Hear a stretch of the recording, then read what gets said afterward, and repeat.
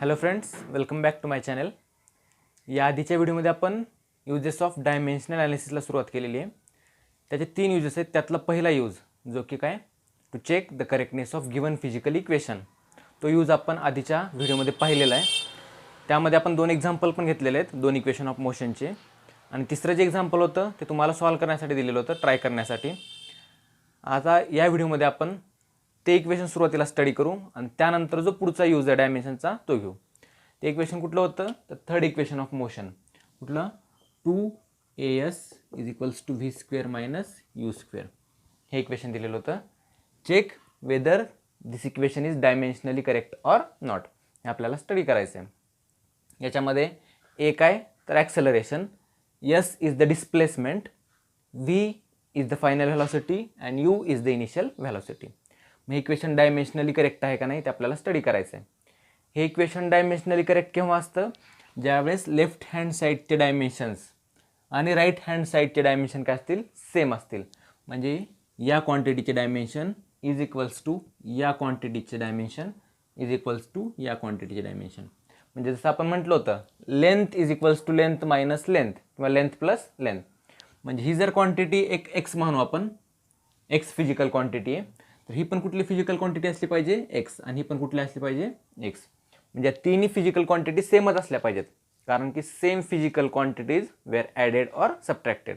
आपण same physical क्वांटिटीजलाच add करू शकतो आणि सबट्रॅक्ट करू शकतो. मग त्यानुसार आपण सॉल्व करू. आता फर्स्ट आपण LHS कन्सिडर करू. LHS काय, 2as, काय 2as, 2 into acceleration into displacement. आता 2 ही काय, न्यूमेरिकल व्हॅल्यू की ज्याला डायमेन्शन्स नसतात. मग डायमेन्शनल फॉर्म्युल्यामध्ये आपण 2 घेणार नाहीत. ॲक्सेलरेशनचे डायमेन्शन्स, ॲक्सेलरेशनचे डायमेन्शन्स आता सगळ्यांना माहिती असतील, नसतील माहिती तर कसे सॉल्व करायचे ते पण पहा. Acceleration is rate of change in velocity, म्हणजे व्हेलॉसिटी अपॉन टाईम, त्याच्यावरून ते डायमेन्शन्स फाईंड करा. मग ॲक्सेलरेशनचे डायमेन्शन तर आहेत LMT, सुरुवातीला लिहू आपण. ॲक्सेलरेशनचं युनिट काय, मीटर पर सेकंड स्क्वेअर. मग मीटर म्हणजे लेंथ, मास नाही 0, आणि T-2 पर सेकंड स्क्वेअर. हे डायमेन्शन्स कसे आले यासाठी तुम्ही याच्या आधीचा व्हिडिओ रेफर करा, तुम्हाला लगेच क्लिक होईल की हे डायमेन्शन्स कसे आले. डिस्प्लेसमेंट म्हणजेच काय, परत लेंथ म्हणजे काय, L1, M0 आणि T0. लेंथसाठी फक्त L1 येईल, बाकी सगळ्या क्वांटिटीज काय असतील 0, M आणि T काय असेल 0. हे सॉल्व करा. आता बेसेस सेम, पॉवर्सचे ॲडिशन करा.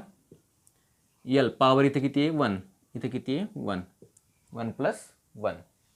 M इथे किती आहे 0 प्लस 0, आणि T-2 प्लस 0 आले. हे काय डायमेन्शन्स, मग L2, M0, T-2 LHSचे डायमेन्शन्स. आता सेम व्ही स्क्वेअरचे डायमेन्शन्स पण हेच आले पाहिजेत आणि यू स्क्वेअरचे डायमेन्शन पण हेच आले पाहिजेत. त्यावेळेस काय असेल, दिस given equation is dimensionally correct. आता RHS मध्ये आपण सगळ्यात सुरुवातीला व्ही स्क्वेअर घेऊ, दोन्ही घेऊ, v square minus u square. V म्हणजे काय, व्हेलॉसिटी. व्हेलॉसिटीचे dimensions L1, M0, T-1, metre per second unit आहे. ते पण डायमेन्शन तुम्ही चेक करा. याचा स्क्वेअर आहे म्हणून ब्रॅकेट स्क्वेअर. यू म्हणजे परत व्हेलॉसिटीचं आहे, L1, M0, T-1, त्याचा पण काय, स्क्वेअर. मग ब्रॅकेटचा जर स्क्वेअर असेल तर प्रत्येकाचा काय करावं लागेल, स्क्वेअर करावं लागेल. मग L2 म्हणजे 2 इंटू 1 2 येईल, मल्टिप्लिकेशन येईल. M0 into 2 0, T 2 into -1 -2, minus L2 M0 T-2. हे काय झाले, RHSचे डायमेन्शन. म्हणजेच काय, आपण परत जर इक्वेशन लिहिलं, 2ASचे डायमेन्शन किती आहेत, L2 M0 T-2 is equals to v स्क्वेअरचे डायमेन्शन काय आहेत, L2 M0 T-2, आणि you स्क्वेअरचे dimension L2 M0 T-2. म्हणजे काय, सगळ्यांचे डायमेन्शन सेम आले. म्हणजे this equation is dimensionally correct. हा झाला डायमेन्शन ॲनालिसिसचा पहिला use, to check whether the given equation is dimensionally correct or not. असंच तुम्हाला कुठलंही इक्वेशन दिलं तर सॉल्व करता येईल. फक्त काय पाहिजे आपल्याला माहिती, सगळ्याचे डायमेन्शन्स माहिती पाहिजेत. जर डायमेन्शन्स माहिती नसतील तर तुम्हाला कमीत कमी फॉर्म्युला किंवा त्याचा युनिट तरी माहिती पाहिजे. की ज्याचा वापर करून आपण डायमेन्शन्स फाइंड करू शकतो. म्हणजे तुम्हाला एकतर फॉर्म्युलाज किंवा युनिट्स हे माहिती पाहिजे, त्यावरून आपल्याला डायमेन्शन फाइंड करता येईल. हा झाला डायमेन्शनल ॲनालिसिसचा पहिला use, to check whether the given equation is dimensionally correct or not. Second use कुठला आहे? To establish the relationship between related physical quantities. To establish the relationship between related physical quantities. आता याचा अर्थ काय? जसं आपण कुठला फॉर्म्युला बघतोय, समजा फोर्सचा फॉर्म्युला काय? Mass into acceleration. म्हणजे काय? मास इंटू ॲक्सेलरेशन हे काय? फोर्स, मास आणि ॲक्सेलरेशनमधलं रिलेशन आहे. म्हणजेच फॉर्म्युला आहे. फोर्स, मास आणि ॲक्सेलरेशन या तिघांमधलं रिलेशन काय? F = m/a. समजा दुसरं आहे कुठला? प्रेशर काय? Force per unit area. हे काय? तर रिलेशन आहे प्रेशर, फोर्स आणि एरियामधलं.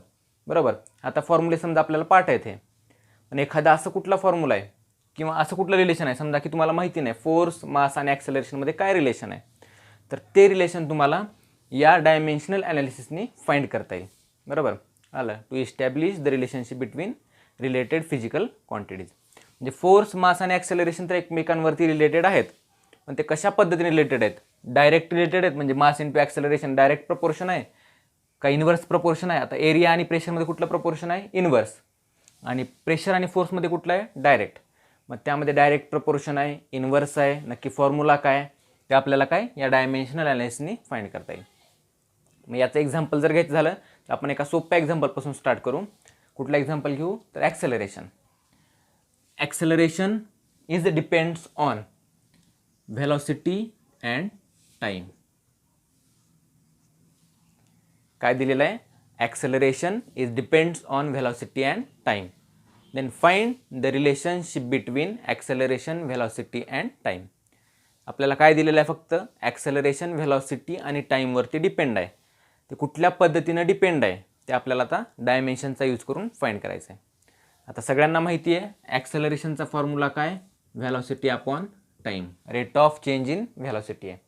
पण आपण तेच फॉर्म्युला या डायमेन्शनच्या मदतीनं फाइंड करू. मग काय दिलेलं आहे? Acceleration is depends on velocity आणि टाईम. आता सॉल्व कसं करायचं? सगळ्यात फर्स्ट स्टेप काय दिलेलं आहे?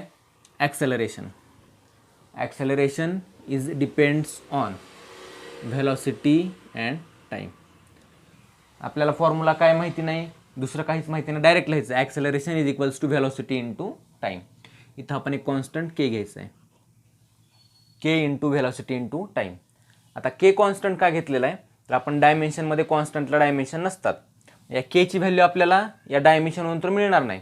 बरोबर. म्हणून आपण इथं फक्त के व्ही इंटू टी लिहिलं आहे. परत तुम्हाला सॉल्व करता गेल्यानंतर कळेल काय होतं. पुढं लिहिलं acceleration is depends on velocity and time. इथं के काय घेतला? आपण कॉन्स्टंट घेतला. देन आता हे सॉल्व करण्यासाठी तुम्हाला सगळ्यात सुरुवातीला ॲक्सेलरेशनचे, व्हेलॉसिटीचे आणि टाईमचे डायमेन्शन्स माहिती पाहिजेत. ही स्टेप झाल्यानंतर आपण काय लिहायचं? Acceleration is depends on velocity and time. व्हेलॉसिटीचा पॉवर आपण एक्स घेऊ, टाईमचा पॉवर आपण वाय घेऊ. इथं स्मॉल ए आणि स्मॉल बी कुठलेही व्हेरिएबल आपण यूज करू शकतो. मी एक्स आणि वाय यूज केलेले आहेत, एक्स आणि वाय. आणि त्याच एक्स आणि वायचे आपल्याला व्हॅल्यूज फाइंड करायचे आहेत. मग ते कसे फाइंड करायचे आपण बघू. आपण ॲक्सेलरेशनचे डायमेन्शन्स काय आहेत? L1 m0 t-2. L1 m0 t-2. के कॉन्स्टंट आहे ज्याला के डायमेन्शन्स नसतात. के आहे तसा लिहिला आपण. व्हेलॉसिटी काय? L1 m0 t-1 metre per second. आता डायमेन्शन डायरेक्ट लिहितोय. कसे फाइंड करायचे ते ऑलरेडी लेक्चर झालेलं आहे आपलं. याचा पॉवर काय कन्सिडर केला आपण? एक्स. आणि नेक्स्ट काय? Time L0 m0 t+1 power Y लिहिलं. आता नेक्स्ट LHS आहे तसा ठेवायचा. L1 m0 t-2 लिहिलं. नेक्स्ट डायमेन्शन के. आता ब्रॅकेटचा पॉवर आहे, त्यात आपण काय करतो? दोघांचे मल्टिप्लिकेशन. पॉवरचं काय होईल? मल्टिप्लिकेशन. मग L1 इंटू एक्स, एक्स आला. m0 into x 0, t-1 into x -x आला. Next L0 into Y 0, m 0 into Y 0 and T 1 into Y Y. मला इथंपर्यंत परत एल एच एस आहे तसा. इकडं दुसरं कुठलाच ब्रॅकेट नाही, इकडं आपण कुठलंच ऑपरेशन करत नाही आहे तसा ठेवतो तो ब्रॅकेट के. आता इथं 2 ब्रॅकेट्स आहेत आणि पॉवर्स सेम आहेत, सॉरी बेसेस सेम आहेत. मग बेस सेम तर पॉवरची काय होते ॲडिशन. इथं यल बेस, इथं यलचा पॉवर काय एक्स आहे, इथं काय 0. मग काय झाला एक्स प्लस 0. पॉवर्सची काय होते ॲडिशन. बेसेस सेम असतील तर पॉवर्सची ॲडिशन होते. यम इथं 0 आहे 0 0 प्लस 0 आणि टी इथं मायनस एक्स आहे, इथं वाय आहे मायनस एक्स प्लस वाय. लिहिलं काय केलं, पॉवरची फक्त आपण ॲडिशन केली. आता दोन्हीकडं पण एल एम टी आहे बरोबर. मग यल बेसिस सेम आहे दोन्ही साईडनी, म्हणजे दोन्ही ब्रॅकेट काय असले पाहिजेत सेम आहेत. तर त्यांचे पॉवर्स पण काय असले पाहिजेत इक्वल. बेसिस सेम आहेत म्हणजे पॉवर्स इक्वल असले पाहिजेत. मग पॉवर्स कम्पेअर करायच्या, म्हणजे एलची पॉवर इथं काय, एमची पॉवर या साईडला काय, या साईडला काय, पॉवर्स काय करायच्या कम्पेअर करायच्या. मग पहिले इक्वेशन काय येईल एक्स प्लस झिरो पॉवर, इकडे एलचा पॉवर काय 1. एलचे पॉवर जर ब्रॅकेट दोन्ही साईडला सेम असेल क्वांटिटी एल एम टी, त्यांचे पॉवर्स काय असतील इक्वल. म्हणजे एक्स प्लस 0 इक्वल टू काय असेल 1. दुसरं 0 प्लस 0 0 इज इक्वल्स टू 0. हे इक्वेशन नाही लिहिलं तरी चालेल, याचा काहीच उपयोग होणार नाही. तिसरं आहे मायनस एक्स प्लस वाय, इथं टीचा power minus x plus y, इथं टीचा पॉवर काय -2. आले 2 इक्वेशन्स. या इक्वेशनचा यूज नाही. आता पहिल्या इक्वेशन डायरेक्टली 0 जर काढून टाकला आपण तर एक्स इज इक्वल्स टू काय आला 1. एक्सची व्हॅल्यू काय आली 1 पहिल्या इक्वेशनवरून. आता ती आलेली व्हॅल्यू आपण या इक्वेशनमध्ये टाकायची. मायनस एक्सची व्हॅल्यू काय 1, मायनस साईन ऑलरेडी आहे इथं आणि एक्सची व्हॅल्यू 1 घेतली आपण, तुम्ही ब्रॅकेटमध्ये पण लिहू शकता त्याला. Plus Y is equals to -2 आलं. वाय इज इक्वल्स टू -1 या साईडला शिफ्ट झाल्यानंतर काय होईल +1 -2 +1 आणि -2 +1 काय शिल्लक राहतो -1. म्हणजे एक्सची व्हॅल्यू आली 1, वायची व्हॅल्यू आली -1. आता त्या व्हॅल्यूज आपण या इक्वेशनमध्ये पुट करू. A equal to k into v raise to 1, v raise to x आहे इथं, परत एकदा स्टेप लिहिली होती, व्ही रेस टू एक्स आणि t raise to y. A is equals to k into v raise to 1 t raise to -1. Therefore a is equals to k v raise to 1. आता T raise to -1 न्यूमिरेटरला आहे, डिनॉमिनेटरला shift केल्यानंतर काय होईल +1, म्हणजे काय झालं T raise to 1. आता आपल्याला माहितीच आहे की acceleration is equals to velocity upon time, म्हणजे केची व्हॅल्यू काय असेल त्याच्यासाठी 1 असेल. पण आपण डायरेक्टली लिहू शकतो a is equals to velocity upon time, velocity raise to 1 divided by time raise to 1. म्हणजे आपण काय केलं तर आपल्याला फॉर्म्युला माहिती नव्हता, आपण एक्स आणि वाय कन्सिडर करून एक्स वायच्या व्हॅल्यू फाइंड करून फॉर्म्युला काय केला डिराईव्ह केला. आता काही वेळेस आता कॉन्स्टंट आपण कशासाठी घेतला होता हे जर काय असेल तर पुढे अजून एक एक्झाम्पल घेऊ आपण कायनेटिक एनर्जीचं, त्याच्यावरून तुम्हाला क्लिअर होईल म्हणजे केची व्हॅल्यू का आपल्याला लागते इथं. हे फर्स्ट एक्झाम्पल सगळ्यांना कळालं, ॲक्सेलरेशन एकदम सोपं एक्झाम्पल घेतलं आहे. आता आपण दुसरं एक्झाम्पल घेऊ. Kinetic energy is depends on mass and velocity. Given काय आपल्याला condition, kinetic energy is depends on mass and velocity हे दिलेलं आहे. एक स्टेटमेंट तुम्हाला पूर्ण दिलेलं असेल, kinetic energy depends on mass and velocity, then find the relation between kinetic energy mass and velocity हे दिलेलं असेल. मग आपण सिंपल फॉर्ममध्ये लिहिलेलं आहे फक्त इथं, kinetic energy depends on mass and velocity, then find the relationship between kinetic energy mass and velocity. बरोबर.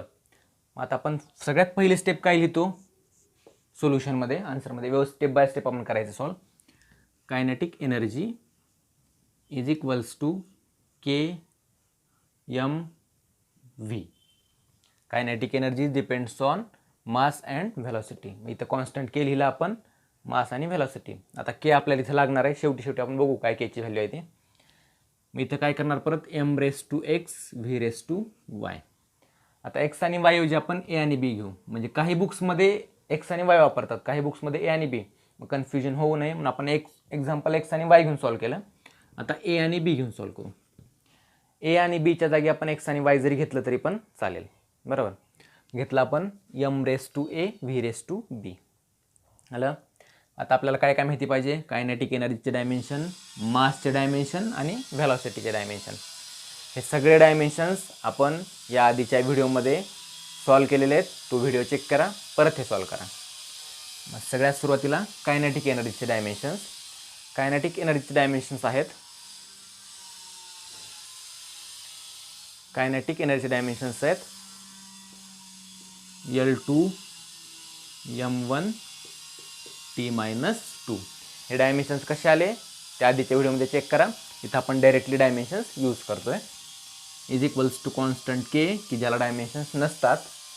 कॉन्स्टंट के म्हणजे काय, ते न्यूमेरिकल व्हॅल्यू 1 2 3 4 3/2 4/2 काय असेल ती, बरोबर, की ज्याला डायमेन्शन्स नसतात.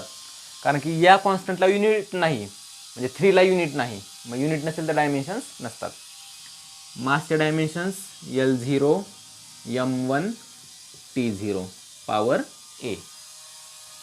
आणि व्हेलॉसिटीचे dimensions L1 m0 t-1 power b. आले हे डायमेन्शन्स. लिहून घेतली फर्स्ट स्टेप. आता नेक्स्ट या साईडला एकच ब्रॅकेट आहे, तो शेवटपर्यंत तसाच ठेवायचा, फक्त आपण RHS सॉल्व करायची. कॉन्स्टंट के, परत पॉवरचा ब्रॅकेटचा power, पॉवरचं multiplication L 0 × a 0, m 1 × a t 0 × a 0. झाला फर्स्ट ब्रॅकेट सॉल्व झाला. सेकंड L 1 × b 0 × b 0 आणि -1 × b t-b. आलं. परत नेक्स्ट स्टेप, बेसेस सेम, पॉवर्सची ॲडिशन. L b म्हणजे 0 + b केलं, डायरेक्ट स्टेप लिहिली किंवा लिहूया 0 + b, m a + 0 आणि t 0 - b. एक स्टेप एक्स्ट्रा लिहिली आपण, म्हणजेच काय आलं, k L 0 + b b आला, m a + 0 a आणि t 0 - b -b. या साईडला L2 m1 t-2.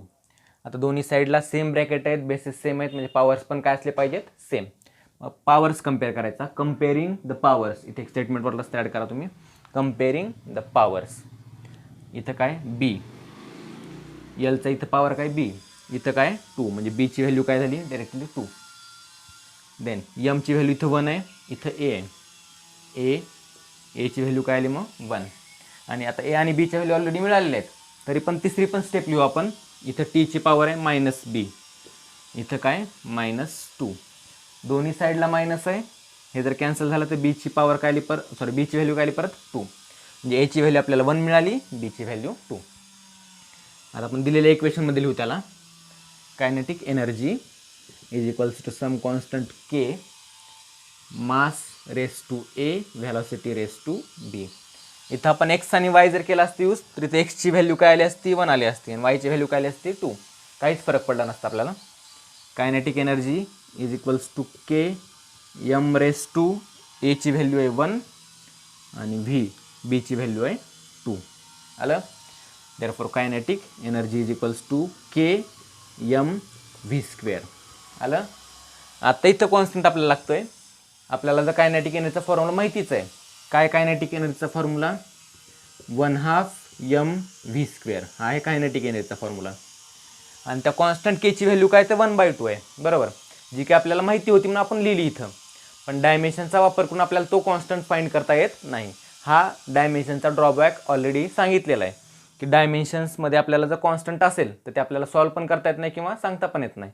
हे आपण डायरेक्टली आपल्याला माहिती होता. आणि ही फाइंड करण्याची एक प्रॅक्टिकल मेथड आहे. ही थेरॉटिकल मेथड झाली. प्रॅक्टिकल मेथडने आपल्याला तो कॉन्स्टंट फाइंड करता येतो. इथं आपण डायरेक्टली लिहिलेलं आहे, kinetic energy is equals to 1/2 m v². जर तुम्हाला क्वेश्चनमध्ये फक्त रिलेशन विचारलं असेल तर तुम्ही k m v² लिहिलं तरी पण चालेल. के ची व्हॅल्यू काय आपल्याला माहिती होती म्हणून आपण काय लिहिली 1/2. हे काय झालं, to find the relation between the related physical quantity. हा काय झाला डायमेन्शन्सचा यूज. आता हे तर आपण 2 एक्झाम्पल घेतले. परत तुम्हाला सॉल्व करण्यासाठी आपण 2 एक्झाम्पल घेऊ. तुम्ही ते सॉल्व करा. नाही झाले तर आपण पुढच्या व्हिडिओमध्ये त्याआधी सॉल्व करणार, परत नेक्स्ट प्रॉपर्टीकडे जाणार, नेक्स्ट यूजकडे जाणार. मग त्यासाठी तुम्ही कुठलं सॉल्व करता आता, फर्स्ट डायमेन्शन्स ऑफ, एक एक्झाम्पल आपण सोपं घेऊ, फोर्सचं घेऊ. Force is depends on mass and acceleration, then find the relationship between force, mass and acceleration. हे सोपं एक्झाम्पल आहे.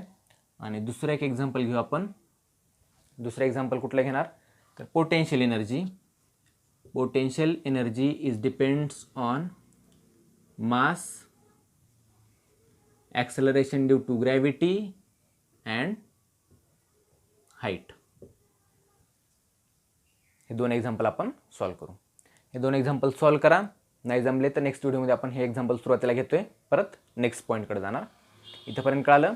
हा झाला second use of dimensional analysis.